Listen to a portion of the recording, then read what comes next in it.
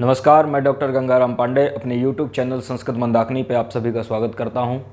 जैसा कि आपको पता है कि लोक सिद्धांत कौमुदी का समास प्रकरण चल रहा है और आज जो हमारा सूत्र है जिसको हम पढ़ेंगे ये सूत्र है पंचमी भयेन। इसके पहले चतुर्थी तत्पुरुष समास तक हम पढ़ चुके हैं और आज हम पढ़ेंगे पंचमी तत्पुरुष समास। तो पंचमी तत्पुरुष समास में लोक सिद्धांत कौमुदी में जो सर्वप्रथम सूत्र आता है पंचमी तत्पुरुष समास का, वो सूत्र है पंचमी भयेन।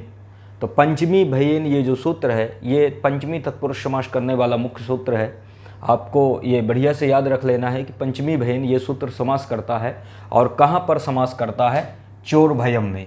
चोर भयम ये उदाहरण है और बहुत बार ये पूछा भी गया है, ये पीजीटी वगैरह या नेट जारफ की उसमें मतलब एंट्रेंस में। तो पंचमी भयेन जो सूत्र है यहाँ पर सूत्र पंचमी ये प्रथमांत पद है। पंचमी कैसा पद है? प्रथमांत पद है। और भयेन तृतीयांत पद है। भयेन तृतीयांत पद है, पंचमी प्रथमांत पद है और समस्त सूत्र में यहाँ पर दो ही पद हैं। पंचमी भयेन तो लोक सिद्धांत कौमुदी में इसकी वृत्ति नहीं लिखी है, केवल इतना ही लिखा है पंचमी भयेन और इसके बाद उदाहरण लिखा है चोराद भयम चोर भयम। चोर भयम क्या है? इसका उदाहरण है। तो अब ये पंचमी भयेन सूत्र कहता क्या है? जैसे यहाँ पर एक है पंचमी, दूसरा पद है भयेन, तो इसका अर्थ हुआ कि पंचम्यंत समर्थ सुबंत का। इसका अर्थ हुआ पंचम्यंत समर्थ सुबंत का भय इस समर्थ सुबंत के साथ, समझ में आया? भयवाचक समर्थ सुबंत के साथ समास होता है। इसको लगा लेना, इसका अर्थ लगा लेना कि पंचम्यंत समर्थ सुबंत का भयवाचक समर्थ सुबंत के साथ, इसलिए आया भयेन तृतीया साथ, कि पंचम्यंत समर्थ सुबंत का भयवाचक समर्थ सुबंत के साथ समास होता है और वह तत्पुरुष समास कहलाता है। लग गया? अर्थ लग गया होगा। प्रयोग इसका बनता है चोर भयम। चोर भयम का मतलब होता है चोर से भय। किसी को चोर से भय हो रहा है तो चोर से भय। तो अब यहां पर देखो पंचम्यंत समर्थ सुबंत कौन हुआ? चोराद। चोराद क्या है? ये पंचम्यंत समर्थ सुबंत है। अभी इसका जब अलौकिक विग्रह करेंगे तो वहां पर आ जाएगा चोर गसी भयसु। चोर गसी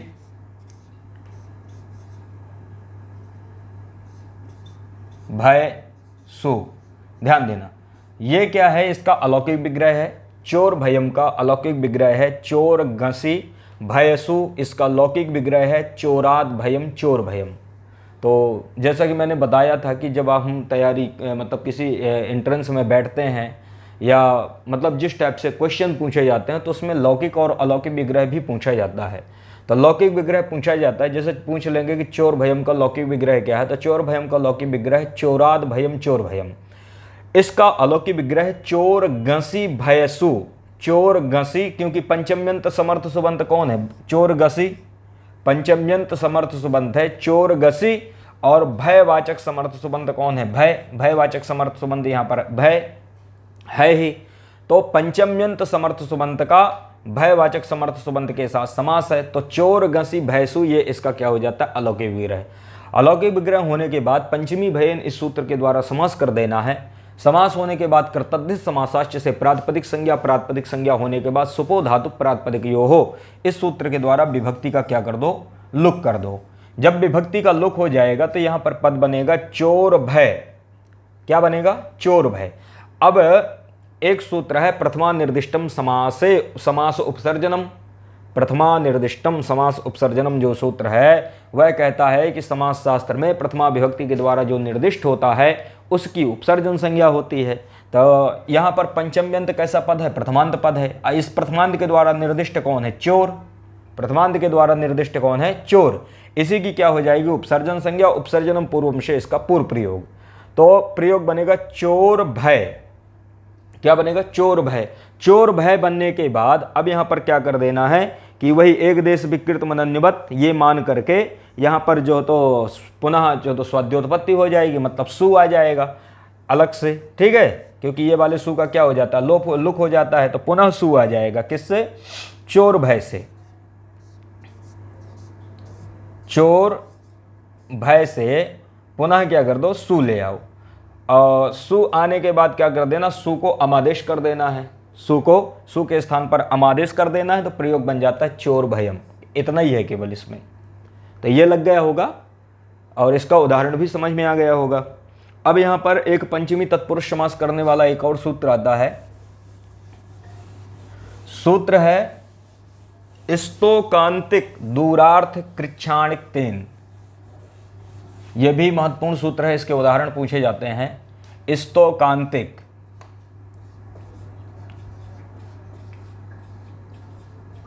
स्तोकांतिक दूरार्थ कृच्छाणिक तेन। दूरार्थ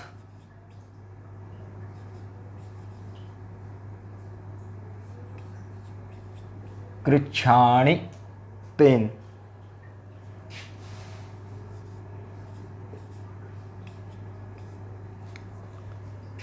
ये सूत्र है, ये सूत्र भी पंचमी तत्पुरुष समास करता है।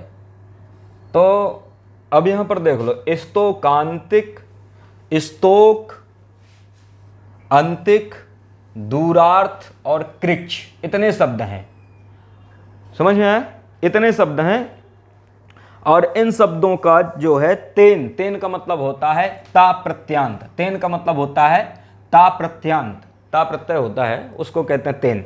तो ता प्रत्यांत इस समर्थ सुबंत के साथ क्या करता है, ये समास करता है। तो स्तोक यहां पर शब्द है स्तोकार्थक, स्तोकार्थक, इसी के साथ स्तोकार्थक के समान ही अंतिकार्थक, अंतिकार्थक, फिर दूरार्थक और कृच्छार्थक। तो इसको ये ऐसे कर लेना है, क्योंकि यहां पर देखो दूरार्थ में क्या अर्थ है ना, दूरार्थ यहां पर अर्थ है, और इस अर्थ का द्वंद्वान्ते श्रूयमाणम पदम प्रत्येकम अभिसंबध्यते।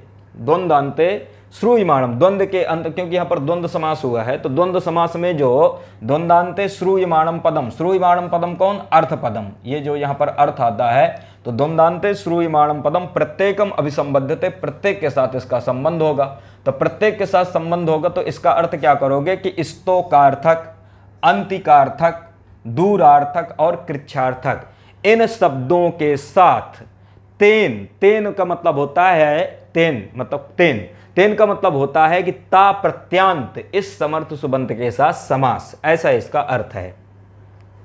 लग गया होगा यहां पर।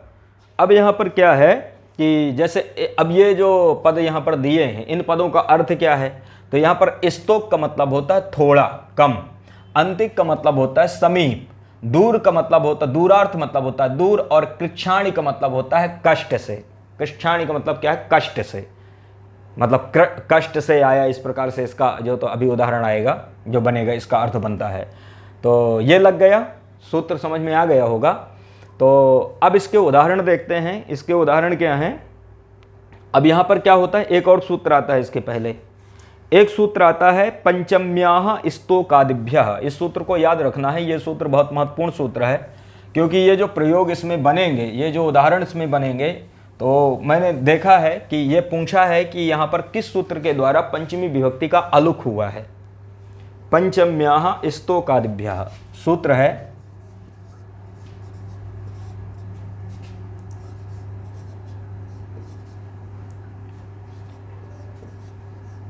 पंचम्याः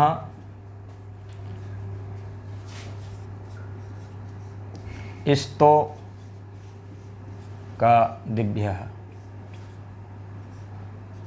पंचम्याः स्तोकादिभ्यः ये सूत्र अलुक, अलुक मतलब करने वाला सूत्र है, अलुक के अंतर्गत आता है ये सूत्र। पंचम्याः स्तोकादिभ्यः, इसकी वृत्ति में लिखा है अलुक उत्तर पदे, अलुक उत्तर पदे, इसकी वृत्ति में केवल लिखा है। तो यहाँ पर क्या होता है कि इसका मतलब यह कि स्तोकादिभ्यः, स्तोकादिभ्यः का मतलब होता है स्तोक आदि, समझ में, स्तोक आदि, स्तोक आदिभ्यः यहाँ पंचमी है ना, तो स्तोक आदि से परे। पंचम्याः मतलब पंचमी विभक्ति का, पंचम्याः मतलब पंचमी विभक्ति का क्या, पंचमी विभक्ति का क्या, तो कहते हैं अलुक, मतलब अलुक मतलब लुक नहीं होता, अलुक का मतलब होता है लुक नहीं होता, ध्यान देना। जैसे ये एक सूत्र है, देखो यहाँ पर क्या होता है कि इसके जो प्रयोग बनेंगे, स्तोकादागतः, अंतिकादागतः, तो यहाँ पर ये पूछता है कि यहाँ पर किस सूत्र के द्वारा पंचमी विभक्ति का अलुक हुआ है, मतलब लुक नहीं हुआ। तो सूत्र है पंचम्याः स्तोकादिभ्यः। ये कहता है कि स्तोकादिभ्यः मतलब स्तोक आदि शब्दों से परे पंचम्याः मतलब पंचमी विभक्ति का अलुक मतलब लुक नहीं होता, अलुक होता है, ऐसा ये सूत्र कहता है। तो अब इसके उदाहरण बनते हैं स्तोकान मुक्तः, क्रम से इसका उदाहरण, जैसे स्तोक शब्द है तो स्तोक शब्द का इसका उदाहरण देख लो। स्तोक का उदाहरण, स्तोकान मुक्तः, स्तोकान मुक्तः, ये इसका उदाहरण, पहला उदाहरण है। तो स्तोकान मुक्तः में क्या है कि स्तोक का मतलब, जैसा कि मैंने बतलाया कि स्तोक का मतलब होता है थोड़ा या कम, तो इसका अर्थ क्या होगा कि स्तोकान मतलब थोड़े से मुक्तः मतलब मुक्त हो गया। कोई व्यक्ति है, कुछ ऐसे होते हैं कि थोड़े ही कर दें, थोड़ा सा ही पुण्य कर्म कर दें तो उससे ही उनको क्या होता है, मुक्त हो जाते हैं। तो ऐसा भी इसको कह सकते हैं कि थोड़े से मुक्त हुआ, कम प्रयास से, कम प्रयत्न से ही मुक्त हो गया। तो ये है स्तोकान मुक्तः। तो स्तोकान मुक्तः ये उदाहरण है। स्तोकान मुक्तः का यहाँ पर है स्तोकात मुक्तः। स्तोकात, इसका लौकिक विग्रह कर लो, स्तोकात, स्तोकात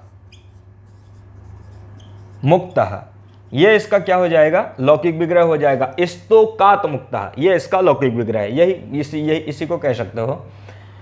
स्तोकात मुक्तः ये क्या है, लौकिक विग्रह है। इसका अलौकिक विग्रह कर लो स्तोक गसी, स्तोक गसी मुक्त सु, इसको लिख लेना। स्तोक गसी मुक्त सु, ये इसका क्या है, अलौकिक विग्रह है। ठीक है, ये क्या है, ये लौकिक विग्रह है और ये अलौकिक विग्रह है। समझ में आया, ये लौकिक विग्रह है और ये क्या है, अलौकिक विग्रह है। तो स्तोकान मुक्तः, स्तोकात मुक्तः, स्तोकान मुक्तः ये लौकिक विग्रह है। स्तोक गसी मुक्त सु, ये इसका अलौकिक विग्रह हो जाएगा। अब यहां पर देखो सूत्र घटा लो। स्तोकांतिक, ये जो इतने शब्द पद मतलब पद दिए हैं, इन पदों का, इन शब्दों का तेन मतलब ता प्रत्यांत के साथ समास होता है। तो देखो यहाँ पर स्तोक शब्द है, इसका ता प्रत्यांत कौन है, मुक्त, क्योंकि मुक्त में ता प्रत्यय हुआ है तो ता प्रत्यय के साथ क्या है, समास है। तो अब यहाँ पर स्तोकांतिक दूरार्थ कृच्छाणिक तेन, इस सूत्र से समास कर देना। यहाँ पर इस सूत्र के द्वारा समास होता है।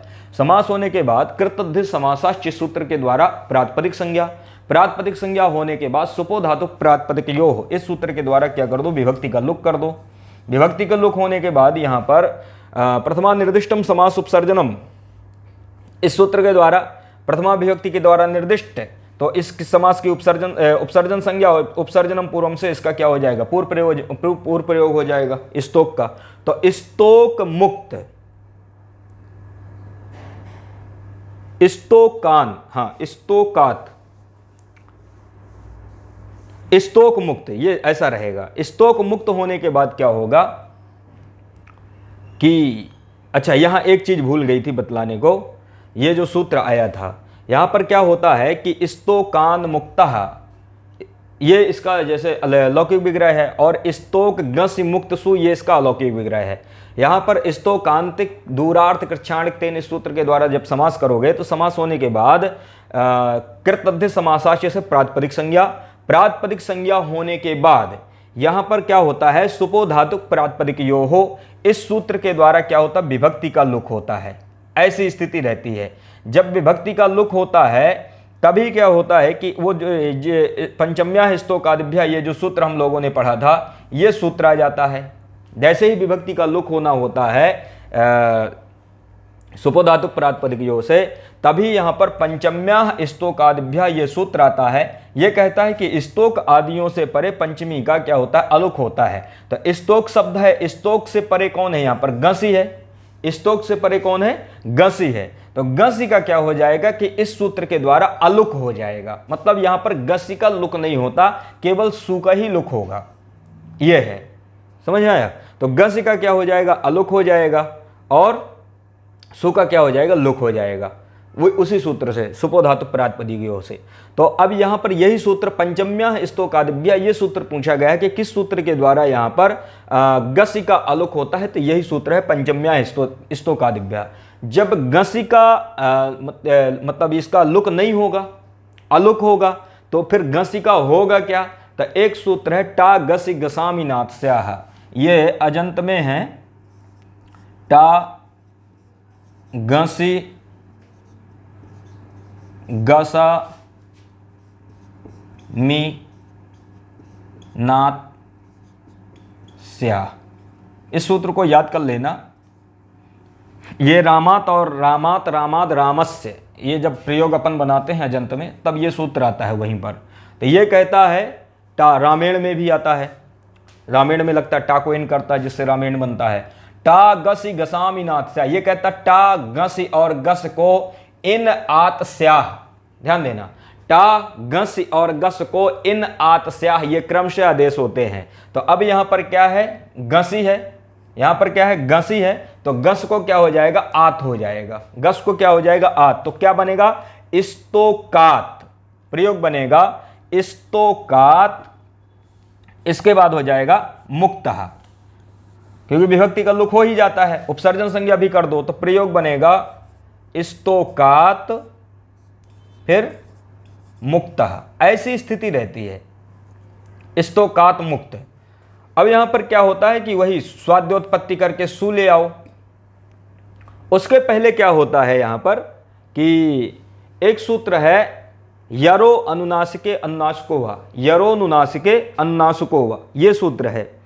तो इस सूत्र से क्या होता है? यरो अनुनासिके अन्नासको वा, लिख दूं इसको, यरो अनुनासिके, यरो अनुनासिके अनुनाशिको वा, ये सूत्र है, यरो अनुनासिके अनुनाशिको वा। इस सूत्र के द्वारा क्या होता है? ये सूत्र हलंत में, हल संधि में है, ये हल संधि में सूत्र है।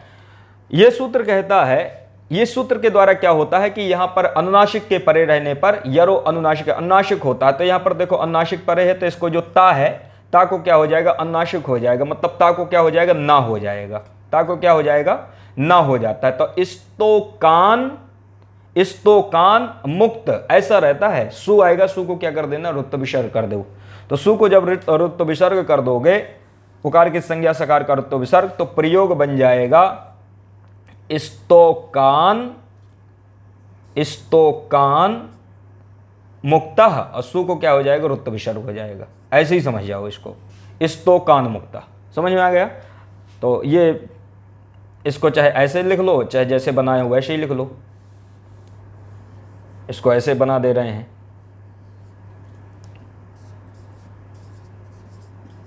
ये है, तो ये बनता है स्तोकान मुक्ता। तो यहां पर कुछ सूत्र हैं जो अलग से लगते हैं, दो सूत्र आते हैं। एक तो सूत्र है टा गसी गसामी नात्स्याः, ये सूत्र गसी को आत करता है, और एक सूत्र है यरो अन्नाशिके अन्नाशिको वा, ये जो है तो ता को ना करता है। तो ये आपको दो स्पेशल सूत्र याद रखना है, बाकी सब वही है जो सूत्र अपन लगाते हैं।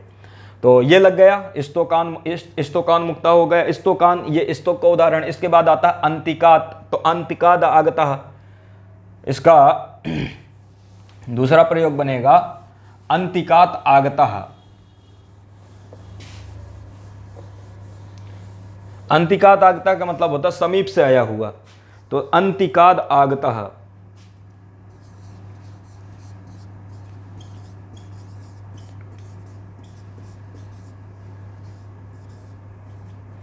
अंतिकाद आगतः।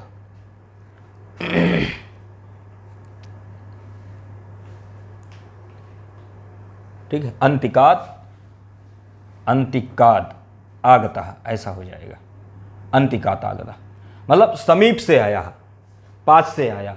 तो अंतिकात आगतः, तो अब यहां पर देखो स्तोकांतिक दूरार, यहां पर भी क्या होता है? अंतिकान, अंतिकाद आगतः, अंतिकाद आगतः, ये इसका क्या होगा? लौकिक विग्रह हो जाएगा। अंतिकान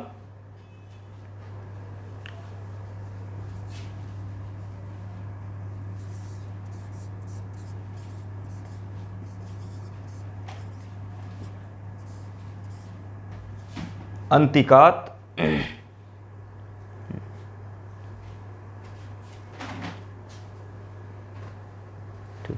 अंतिकात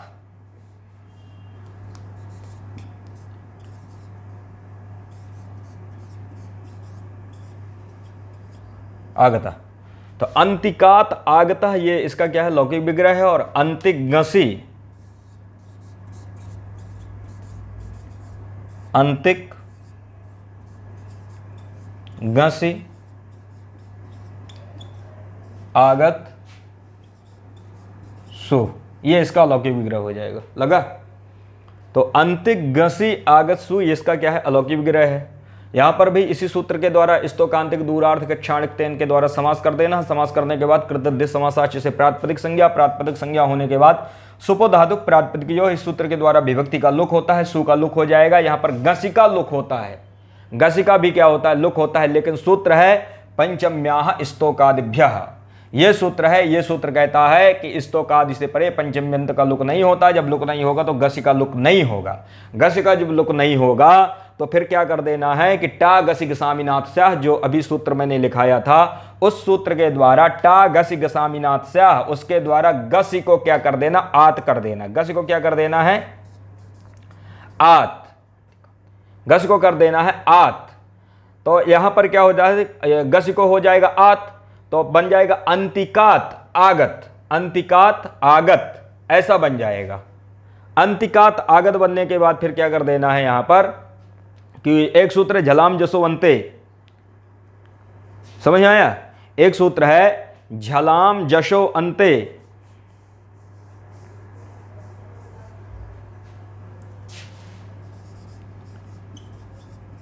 झलाम जशो अंते, इस सूत्र को लिख लो।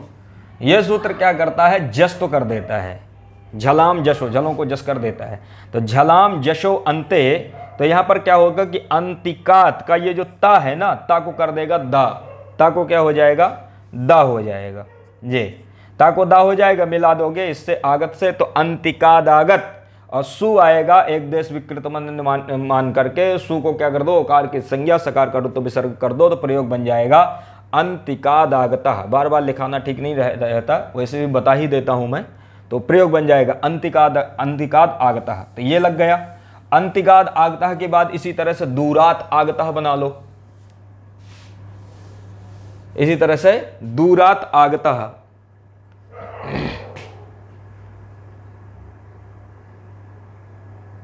ठीक है।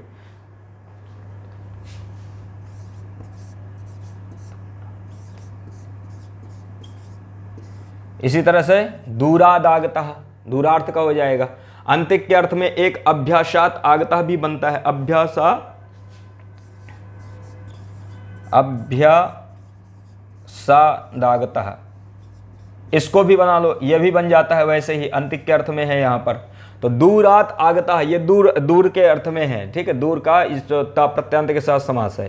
तो दूरात आगतः, तो यहां पर दूरात आगतः ये क्या हो जाएगा, इसका लौकिक विग्रह हो जाएगा। दूर गसी आगत सु, ये इसका हो जाएगा अलौकिक विग्रह।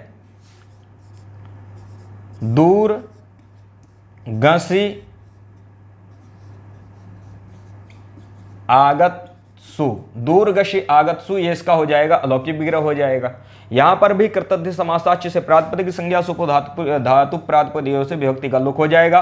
गस का भी लुक होता है, लेकिन गस का अलुक कर देगा पंचम्या स्तोकादिभ्यास से, इसका हो जाएगा अलुक। अलुक होने के बाद टा गसी के सामीनाथ से गसी को कर दो आत, तो दूर, दूरात, दूरात आगत। और दूरात में जो ता है, ता को झलाम जसो अंते से जस तो कर दो, तो दूराद आगत। और सु को रुत्त विसर्ग, दूराद आगतः। अभ्यासागत, अभ्यासात आगतः, यहां पर भी अभ्यासात आगतः, अभ्यासाद आगतः, ये इसका लौकिक विग्रह है। अभ्यासात, अभ्यास गसी आगत सु, ये इसका हो जाएगा अलौकिक विग्रह हो जाएगा। अलौकिक विग्रह होने के बाद वही प्रक्रिया लगा लेना है, इसमें बार बार लिखाने की आवश्यकता नहीं है। इसी तरह से कृच्छाद आगतः, एक जो कृच्छ का उदाहरण है इसको लगा ले रहे हैं।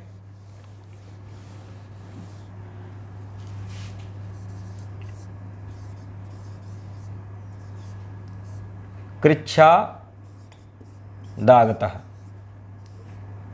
कृच्छादागतः। कृच्छाद आगतः का मतलब होता बड़ी कठिनाई से आया भाई।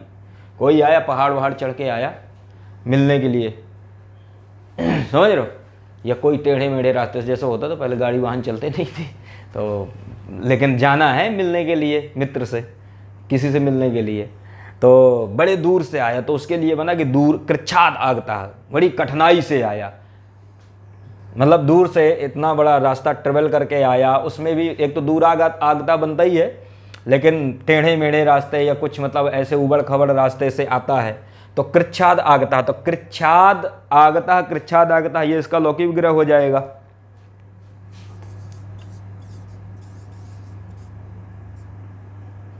कृच्छाद आगतः, ये इसका क्या है, लौकिक विग्रह है। और कृच्छ गसी आगतसु, ये इसका हो जाएगा अलौकिक विग्रह।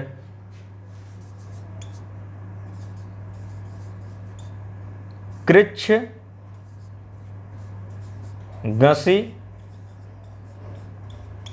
आगत सु, ये इसका अलौकिक विग्रह।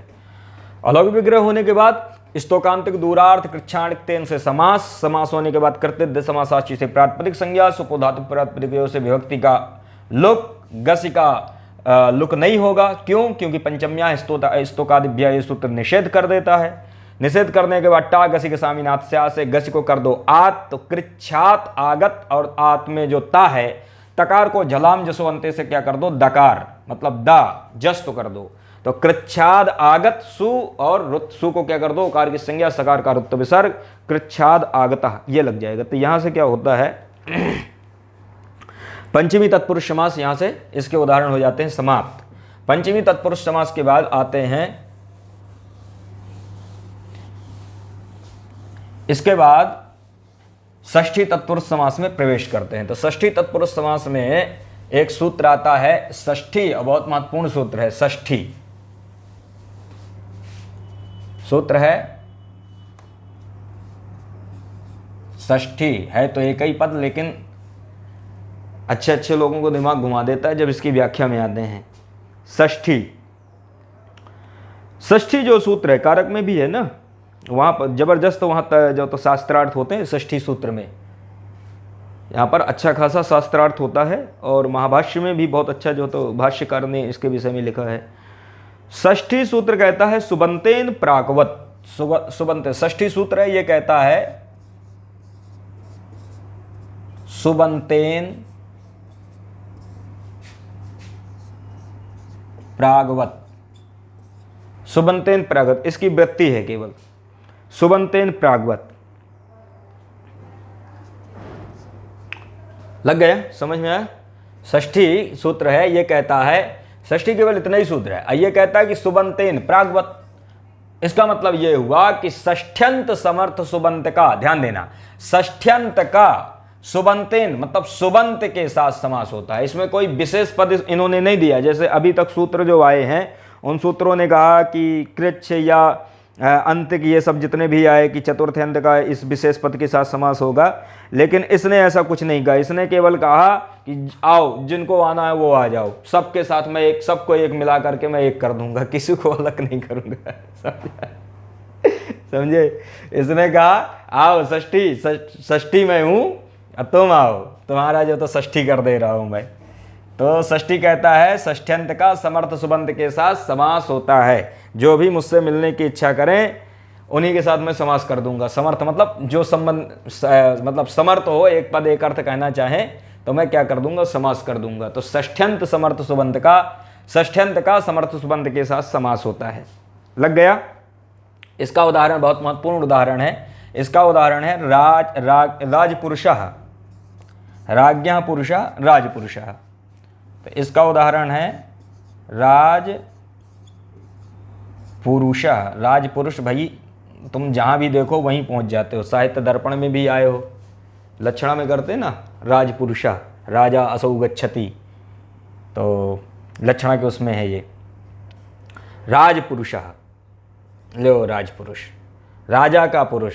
राजा से ज़्यादा तो राजा के पुरुषों का आज सम्मान है। वो अपने आप को ज़्यादा, मतलब उनसे राजा से ज़्यादा तो वो खुद राजा बने रहते हैं। राजपुरुष, राजा का आदमी, राजा का सेवक। तो राज्ञः पुरुषः, इसका लौकिक विग्रह कर लो। राज्ञः पुरुषः, राज्ञः पुरुषः राजपुरुषः, राज्ञः पुरुषः राजपुरुषः, इसका लौकिक विग्रह है। और अलौकिक विग्रह कर लो राजनगश, राजनगस, क्योंकि षष्ठ्यंत का समास कर रहा है ना। तो राजनगस पुरुषु, पुरुष सु, ये इसका क्या है, अलौकिक विग्रह है। इसको याद कर लेना। राज्ञः पुरुषः राजपुरुषः, ये इसका लौकिक विग्रह है। राजा का पुरुष, राजा का आदमी। और राजनगस पुरुषु, तो सूत्र जो षष्ठी सूत्र है ये कहता है कि षष्ठ्यंत का समर्थ सुबंत के साथ समास। षष्ठ्यंत कौन है यहाँ पर, राजनगस समर्थ सुबंत पुरुषु, इनके साथ समास कर देना। समास करने के बाद कृतध्य समासाश्च से प्रातिपदिक संज्ञा, प्रातिपदिक संज्ञा होने के बाद फिर क्या कर देना है, सुपोधातु प्रातिपदिक यो से विभक्ति का लुक। तो विभक्ति का जो यहाँ पर गस और सु है, इनका क्या कर दो, लुक कर दो। लग गया। लुक करने के बाद अब यहां पर क्या होता है कि राजन पुरुष, केवल इतना बचता है। राजन पुरुष बनने के बाद यहां पर जैसे इसका क्या कि इसको विभक्ति का लुक हुआ ही है, पुनः जो तो विभक्ति को मान करके पद मतलब संज्ञा करके एक सूत्र है नलोपः प्रातिपदिकान्तस्य, नलोपः प्रातिपदिकान्तस्य, नलोपः प्रातिपदिकान्तस्य ये सूत्र है। और नलोपः प्रातिपदिकान्तस्य सूत्र ये है, ये जो है ये क्या करता है, नकार का लोप कर देता है। किसके नकार का लोप कर देगा, राजन के।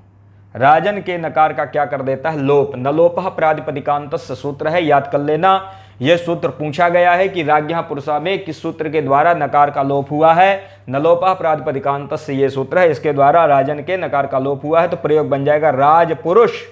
राजपुरुष बनने के बाद पुनः स्वाद्योत्पत्ति सु ले आना, और सु लाने के बाद उकार की संज्ञा सकार का रुत्व विसर्ग हो जाएगा, तो बन जाएगा राजपुरुषः, राजा का पुरुष।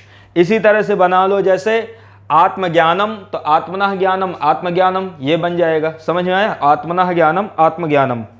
आत्मनगश ज्ञानसु, ये इसका अलौकिक विग्रह। इसी तरह से सताम सदभि, सताम संगति सतसंगति बना लेना। सताम संगति सतसंगति बन जाएगा। मनसा विकारः मनोविकारः, ये इस तरह से जो तो षष्ठ्यंत का समास यहाँ पर मतलब षष्ठी सूत्र के द्वारा समास हो जाते हैं। अब यहाँ पर एक षष्ठी समास विधायक एक विधि सूत्र और आता है, ये हो गया।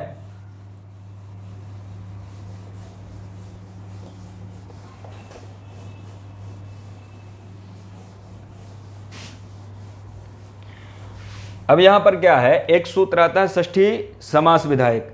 षष्ठी समास विधायक जो सूत्र है, यह सूत्र आता है, और यह सूत्र षष्ठी सूत्र का क्या अपवाद सूत्र है। मतलब षष्ठी से समास हो रहा था, लेकिन षष्ठी के द्वारा क्या होता है, षष्ठी जो सूत्र है वो प्रथमांत पद है, और प्रथमांत पद होने के कारण प्रथमांत निर्दिष्ट समास उपसर्जन से प्रथमांत की उपसर्जन संज्ञा होती है। उसी को रोकने के लिए एक सूत्र आया, पूर्वापराधरोत्तरम एक देशिना एकाधिकरणे।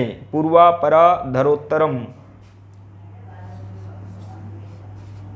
पूर्वापराधरोत्तर, पूर्व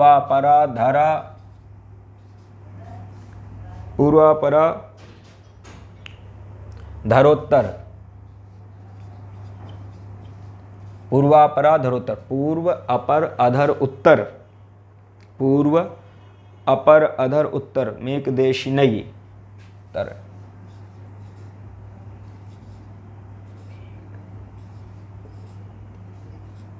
मेकदेशी नई काधिकरणे,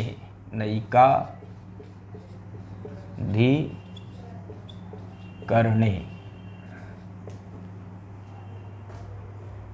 पूर्वापराधरोत्तरम एकदेशिना पूर्वापराधरोत्तरम एकदेशिना एकाधिकरणी। मैं इसलिए एक चीज़ को देखता हूँ ना, क्योंकि व्याकरण पढ़ा रहा हूँ, तो व्याकरण पढ़ाने में अब इतना तो कई बार होता है ना, माइंड से निकल जाती हैं चीज़ें। तो क्योंकि ये जो चीज़ मैं आपको पढ़ा रहा हूँ बहुत साल पहले मैं पढ़ा था, अब पढ़ा था कम से कम 2009-10, और फिर इसके बाद बनारस गया, काशी गया, वहाँ पर रहा हूँ। तो वहाँ पर एक बार मतलब 1-2 बार रिवीजन हुआ है, मतलब गुरुओं के साथ पढ़ा हूँ, गुरुओं के सानिध्य में पढ़ा हूँ, उनके चरणों में बैठ करके। तो इसके बाद फिर अवसर नहीं मिला पढ़ने का लघु सिद्धांत, मतलब फिर पीएचडी करने लगे। पीएचडी में फिर जो टॉपिक था महाभाष्य में, महाभाष्य पे रिसर्च है, तो उसको पढ़े। तो ये चीज़ें बहुत लंबे टाइम के बाद फिर दोबारा से इसको मैंने पढ़ाने का वो मिला है। तो पूर्वापराधरोत्तरम एकदेशिना एकाधिकरणी ये सूत्र है। यहाँ पर पूर्व अपर अधर उत्तर, समझ में आया? पूर्व अपर अधर उत्तरम एकदेशिना एकाधिकरणे, ये है यहाँ पर एकदेशिना एकाधिकरणे। तो यहाँ पर क्या है कि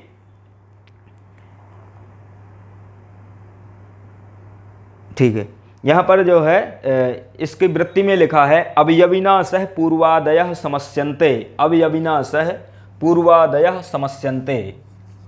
इसकी वृत्ति है अवयविना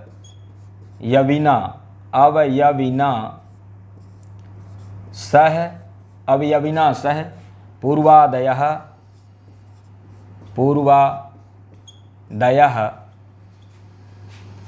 समस्यन्ते।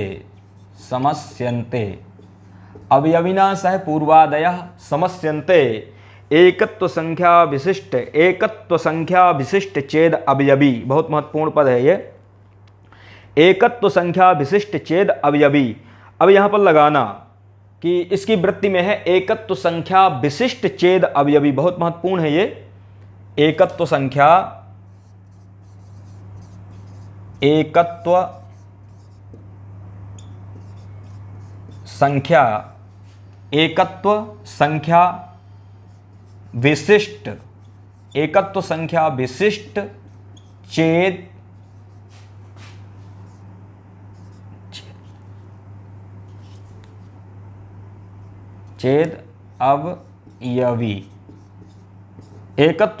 विशिष्ट चेद अवयवी। एकत्व संख्या विशिष्ट चेद अवयवी। तो ये यहाँ पर लिखा है, इसकी वृत्ति में लिखा है, ये जो सूत्र है, ये सूत्र कहता है कि यहाँ पर समस्त पद में समाहार द्वंद्व समास हुआ है। यदि इसको कर लें पूर्वंच परंच अपरंच उत्तरंच तेसाम समाहार द्वंद्वः, इस तरह से यहाँ पर एको अस्यास्ति ते एकदेशी तेन एकदेशिना एकंच तद अधिकरणम एकाधिकरणम, इस प्रकार से यहाँ पर क्या कर लेना है, एकंच तद अधिकरणम एकाधिकरणम तस्मिन् एकाधिकरणे। यहाँ पर समझ में आया? यहाँ पर क्या है, कर्मधारय समास कर लेना है। यहाँ पर होता क्या है कि ये कहता है कि एकत्व संख्या विशिष्ट चेद अवयवी, मतलब अवयवी यदि एकत्व संख्या से विशिष्ट हो, अवयवी यदि एकत्व संख्या से युक्त हो, समझ में आया? एकत्व संख्या विशिष्ट चेद अवयवी, चेद मतलब यदि अवयवी एकत्व संख्या विशिष्ट, एकत्व संख्या से विशिष्ट हो, एकत्व संख्या से युक्त हो, तो तदवाचक शब्द का मतलब वो जो तदवाचक शब्द होगा, तदवाचक सुबंत के साथ पूर्वादयः, मतलब ये जो पूर्व आदि, पूर्व अपर अधर उत्तर, समझ में आया? इन शब्दों का पूर्वादयः अवयविना सह, जैसा कि अभी कहा कि अवयविना सह पूर्वादयः, इनका क्या होता है, पूर्वादि शब्दों का इन शब्दों के साथ क्या होता है, समास होता है। मतलब पूर्व अपर अधर उत्तर इन शब्दों का समास होता है, और ये समास क्या है, विकल्प से समास होता है। एक इस तरह से इसका अर्थ लगा सकते हो, एक अर्थ लगा सकते हो कि अवयविना सह मतलब अवयवी के साथ पूर्वादयः, पूर्व आदि शब्दों का मतलब पूर्व अपर अधर उत्तर इन शब्दों का समस्यन्ते मतलब समास होता है एकत्व संख्या विशिष्ट चेद अवयवी, यदि अवयवी एकत्व संख्या से युक्त हो तो। एक अर्थ ये लगा सकते हो। कई बार में क्या होता है ना, इसी तरह से जहां से इसका अर्थ लग सकता है वहां से मैं लगा देता हूं, जहाँ से भी अर्थ इसका निकाला जा सकता है वहाँ से अर्थ निकाल लो भाई। किसी को कहीं से समझ आ रहा है, किसी को ये समझ आ रहा है, किसी को वो भी समझ आ रहा है। तो हर एक तरह से जो भी जिस तरह से पढ़ना चाहे उस तरह से पढ़ ले। कोई एक नहीं है कि यही धारा है भाई, सबकी अपनी अपनी सोच है, सब अपना अपना स्तर से पढ़ना चाहते हैं। तो जो जहाँ से समझ पाए, जो जहाँ से पकड़ पाए, वो वहीं से इनके अर्थ को पकड़ ले। तो एकत्व संख्या विशिष्ट छेद अवयवी, यदि अवयवी एकत्व संख्या से युक्त हो तो तदवाचक जो शब्द उन शब्दों का पूर्वादयः मतलब पूर्व अपर अधर उत्तर इन शब्दों के साथ समास होता है वह विकल्प से होता है और वह तत्पुरुष समास होता है। तो एक देशना का मतलब यही है, एक देशना एकाधिकरणे, एकाधिकरण में लग गया। एकाधिकरण मतलब एकत्व संख्या विशिष्ट छेद अवयवी। तो ये है इसकी वृत्ति, इसको याद कर लेना। शास्त्र को जितना याद किए रहोगे उतना ही ज़्यादा ये हमेशा पूरे जीवन में काम आएंगे। आपको मैं बतला दे रहा हूँ कि BA MA कर रहे हैं या अभी करेंगे, उत्तर मध्यमा हो रहा है जिनका, तो बेसिक सी चीज़ें कुछ ऐसी होती हैं जिनको आपको याद करना है। व्याकरण के हो, लोक सिद्धांत कौमुदी, सिद्धांत कौमुदी, कम से कम जितनी आवश्यकता है, संधि, समास, कारक, इसके बाद अजंत, इसके बाद तिगंत, ये कुछ ऐसी चीज़ें हैं जिनको बढ़िया से आप याद कर लो, कंठस्थ कर लो। ये हमेशा काम आएंगे क्योंकि आप आने वाले समय में टीचर होगे, जो भी कहीं मतलब एक पढ़ाने वाले फील्ड में जाओगे, माइंड में जितनी चीज़ें बैठी रहेंगी उतना ही ज़्यादा वो तब काम आएगा। शास्त्र को इसीलिए हमारी एक परंपरा है, जिस परंपरा से हम निकलते हैं, हम आते हैं, उस परंपरा में सर्वप्रथम जो बच्चे आते हैं, जो बटुक आते हैं, उन बटुकों को यदि प्राचीन परंपरा से है व्याकरण में तो अष्टाध्यायी प्रथम से शुरू से पहले अष्टाध्यायी ही रटाते हैं, ताकि अष्टाध्यायी बढ़िया से यदि वो याद कर ले तो इसके बाद उसका जो तो पूरी प्रक्रिया को लगाने में कभी उसको समस्या नहीं होनी है। उसके जो तो किस सूत्र में किस सूत्र का अनुवृत्ति, अधिकार, अनुवर्तन वगैरह ये जितनी भी चीज़ें हैं ये आती हैं, इनकी समस्या नहीं होती है। इसी तरह से 90 में लघु सिद्धांत कौमुदी को सर्वप्रथम रटाते हैं। 2005 में जब गुरुकुल गया था मैं, तब सर्वप्रथम लघु सिद्धांत कौमुदी को, क्योंकि 90 परंपरा से पढ़ाते हैं, तो लघु सिद्धांत कौमुदी को रटा देते हैं। रटाने के बाद फिर पढ़ाते हैं। अब ये किसी को लगता है कि ये रट्टू विद्या है, तो मैं बता देना चाहता हूँ कि रट्टू विद्या नहीं है, ये एक परंपरा है, ये एक प्रोसेस है कि इस प्रोसेस से चलोगे तो ये हमेशा चीज़ें याद रखेंगे। क्योंकि व्याकरण पढ़ रहे हैं, व्याकरण जो तो वैसे वो फिर संस्कृत का व्याकरण है जिसमें कि कम से कम अरबों खरबों शब्द समाहित है। ये सामान्य नहीं है, किसी अंड संड ऐसे वैसे व्याकरण नहीं है कि हल्के फुल्के किसी भाषा का व्याकरण हो। ये संस्कृत का व्याकरण है जिसमें करोड़ों अरबों शब्दों को हम साधते हैं, उनको शुद्ध बनाते हैं। अशुद्ध तभी बनाते हैं जब हमको एक एक चीज़, एक एक सूत्र, एक एक जो तो उसके सिद्धांत हमको याद होते हैं। ये संस्कृत का व्याकरण है। तो चीज़ें जितना याद होती हैं, जितनी क्लियर होती हैं, उतनी ज़्यादा हम आगे जो तो उस पर बढ़िया जो तो सोच पाते हैं और उसका जो तो अर्थ कर पाते हैं। तो याद करना बहुत ज़रूरी है। बहुत सारे मॉडर्न वाले लड़के आते हैं रट्टू रट्टू रट्टू, उनको पता नहीं है कि तुम जो रट्टू जिनको बोल रहे हो वो कितनी मेहनत करके इन शास्त्रों को अपने मस्तिष्क में रखे हैं, इन सूत्रों को अपने मस्तिष्क में रखे हैं। तुम 4 सूत्रों को अपने मस्तिष्क में नहीं रख सकते, और जब नहीं रख सकते तो दूसरों को जो तो कमी निकालते हो कि ये रट्टू है, ये रट्टू है। ऐसे लोगों मतलब ये कभी कभी ये चीज़ें आ जाती हैं जब सुनते हैं कि संस्कृत वाले रट्टू। रट्टू नहीं होते मित्र, ये एक परंपरा है, ये एक प्रोसेस है।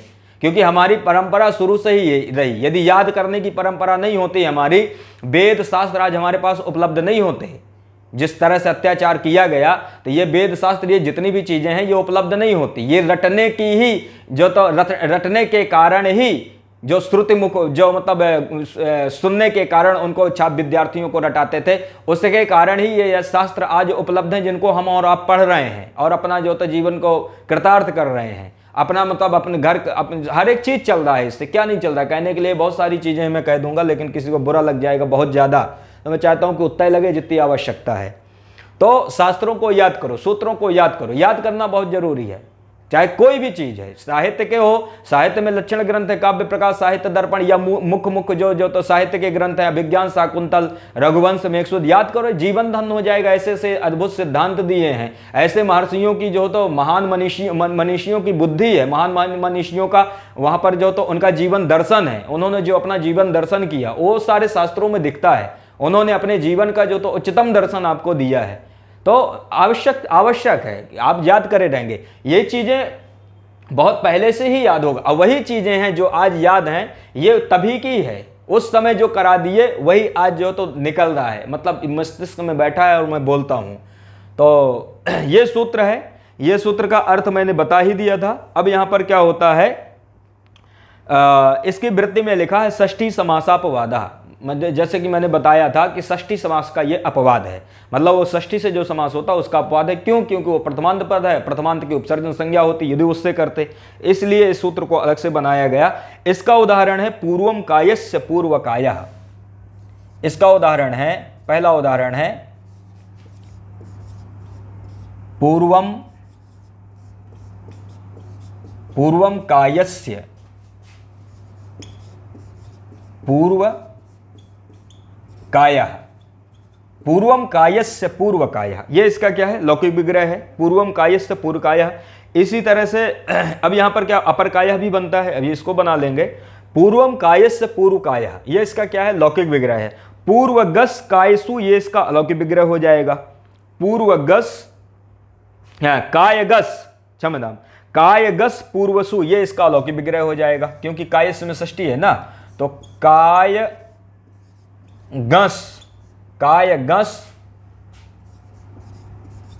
पूर्वसु, कायगस पूर्वसु, ये इसका क्या हो जाएगा, अलौकिक विग्रह हो जाएगा। अलौकिक विग्रह होने के बाद पूर्व अपर अधर उत्तरम एक देशना एकाधिकरण्य से क्या कर दो, समास कर दो। समास होने के बाद कृतज्ञ समासाश्च से प्रातिपदिक संज्ञा, प्रातिपदिक संज्ञा होने के बाद सुपो धातु प्रातिपदिक यो से विभक्ति का क्या कर देना है, लुक कर देना है। विभक्ति का लुक करने के बाद यहां प्रथमा निर्दिष्टम समास उपसर्जनम से पूर्व, जो पूर्व काया में जो पूर्व है इसी की क्या कर दो, उपसर्जन संज्ञा कर दो, और उपसर्जन पूर्वम से पूर्व प्रयोग कर देना है। लग गया, उपसर्जन पूर्वम से पूर्व प्रयोग, तो प्रयोग बनेगा पूर्व काय।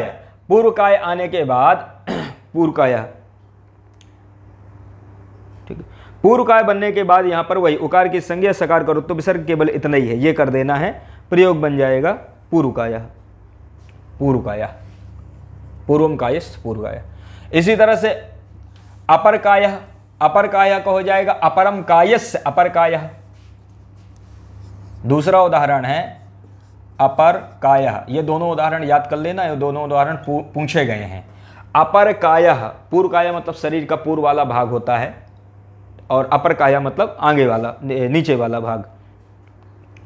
तो लग गया शरीर का दूसरा आधा भाग। तो अपरम कायस्य अपर कायः, अपर कायः का लौकिक विग्रह हो जाएगा अपरम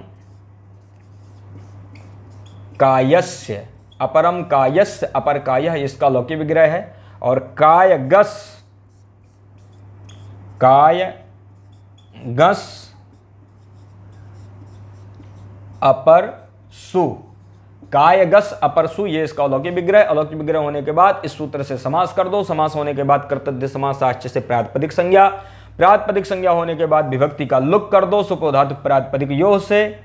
विभक्ति का लुक होने के बाद फिर यहां पर क्या कर देना, प्रथमा निर्दिष्टम समास उपसर्जनम से उपसर्जन संज्ञा, उपसर्जन पूर्वम से इसका पूर्व प्रयोग हो जाएगा, तो प्रयोग बनेगा अपर काय।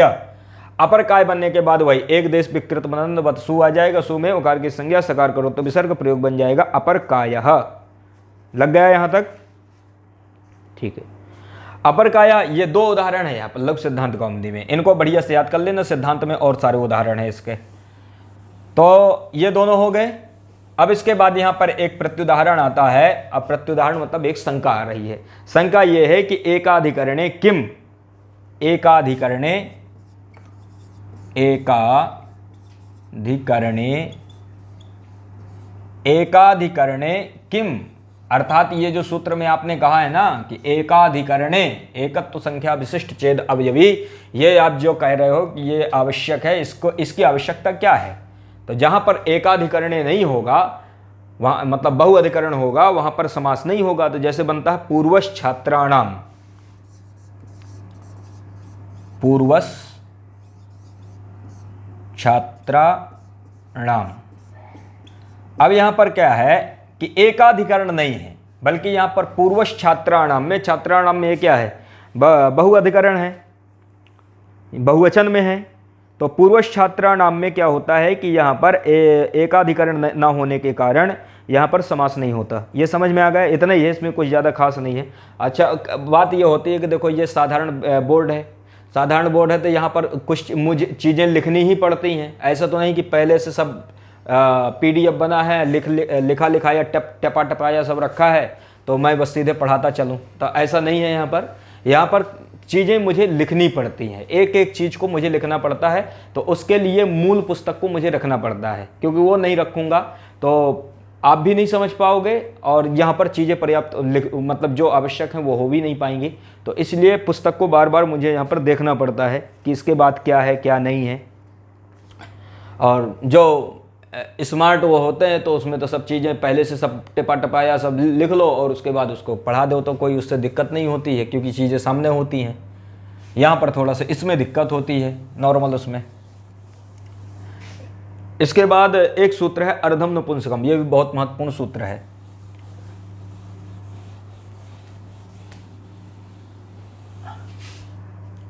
समझ में, अर्धम नपुंसकम एक सूत्र है, बहुत महत्वपूर्ण सूत्र है। इससे उदाहरण पूछा गया, पिछले बार भी पूछा गया था, इसमें जो एंट्रेंस हुआ था उसमें पूछे अर्धम नपुंसकम, अर्धम नपुंस चलो अर्धम नपुंसकम ये सूत्र है, इसको सुधार दूं मैं, लो अर्धम नपुंसकम। अर्धम नपुंसकम सूत्र है, महत्वपूर्ण सूत्र है अर्धम नपुंसकम। अर्धम नपुंसकम का ये कहता है यहाँ पर अर्धम नपुंसकम, ये दोनों प्रथमांत पद हैं, अर्धम और नपुंसकम। और यहाँ पर ये जो पूर्व का सूत्र है, पूर्व अपर अधर उत्तरम एकादेश एक देशनाधिकरणे, इस सूत्र के द्वारा यहाँ पर इसकी अनुवृत्ति आती है। लग गया।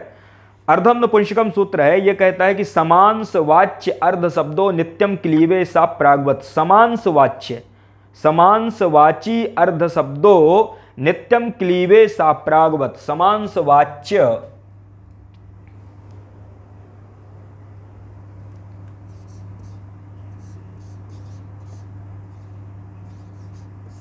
समांस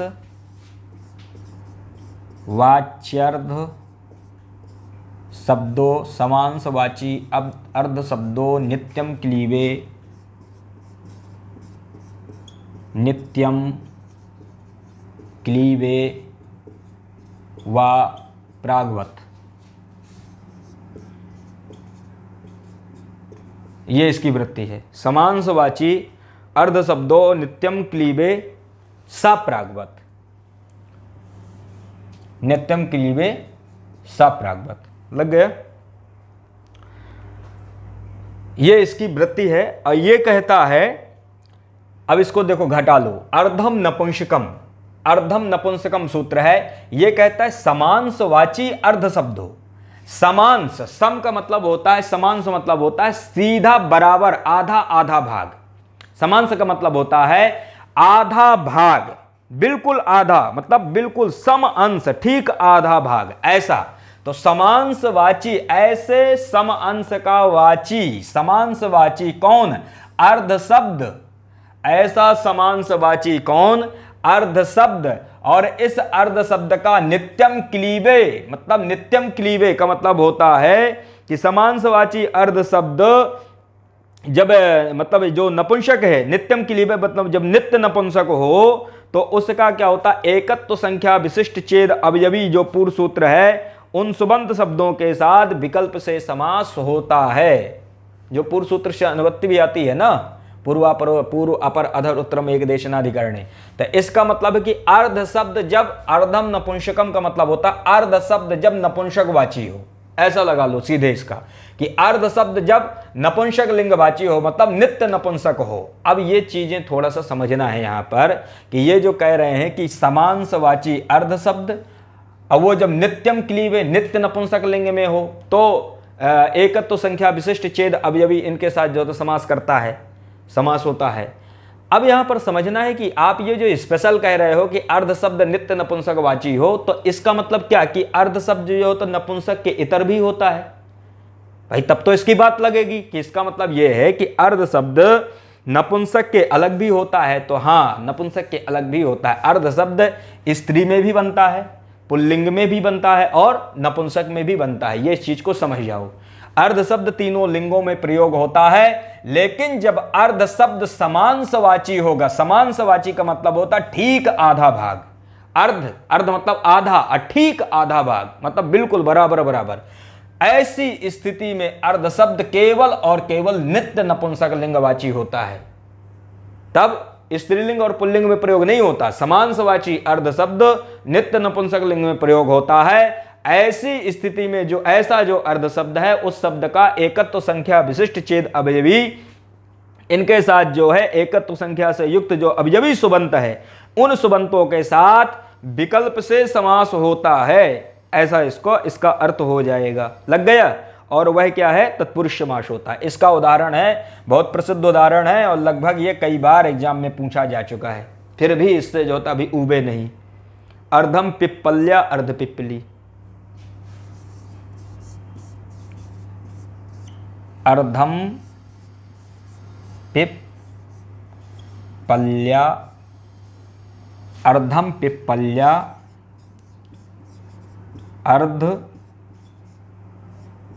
पिप्पली, अर्धम पिप्पल्या अर्ध, ये पा है, इसको वह मत समझ लेना।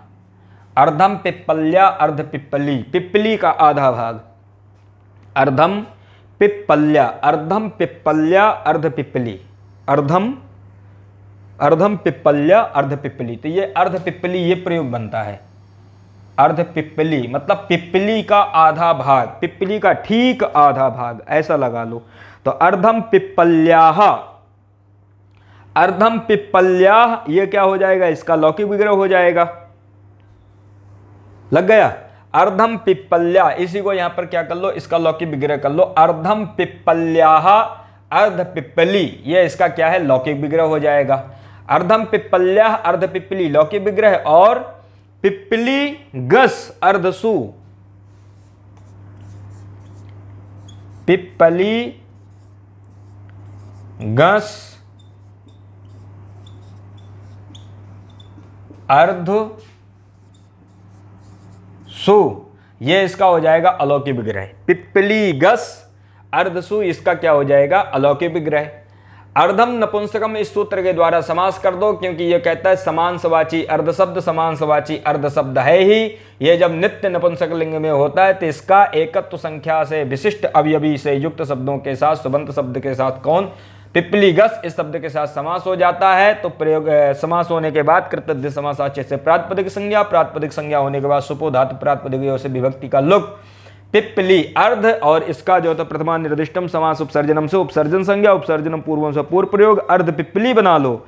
अर्ध पिप्पली बनाने के बाद फिर क्या हो जाएगा? एक देश विकृत मनन्यवत, इसके द्वारा सु ले आओ। सु ले आने के बाद यहाँ पर हलंग्याभ्यो दीर्घा सुतिस्स प्रकृतम हलम, इस सूत्र के द्वारा क्या कर दो? लुक कर दो, तो बन जाएगा अर्ध पिप्पली। समझ में आया? हलंग्याभ्यो दीर्घा सुतिस्स प्रकृतम के द्वारा यहाँ पर क्या कर देना है? लुक कर देना है सु का, तो बन जाएगा अर्ध पिप्पली। इसी तरह से बना लो अर्ध पिप्पली के समान ही, जैसे आसनस्य अर्धम, आसन का ठीक आधा भाग, तो आसनस्य अर्धम आसनार्धम। लग गया? शरीरस्य अर्धम शरीरार्धम, इस प्रकार से इसके और उदाहरण बना सकते हो अपने से। समझ में आया? तो ये यहाँ पर षष्ठी तत्पुरुष समास हो गया पूरा, और मिलते हैं फिर सप्तमी तत्पुरुष समास में कुछ नए सूत्रों के साथ। इसी के साथ नमो नमः।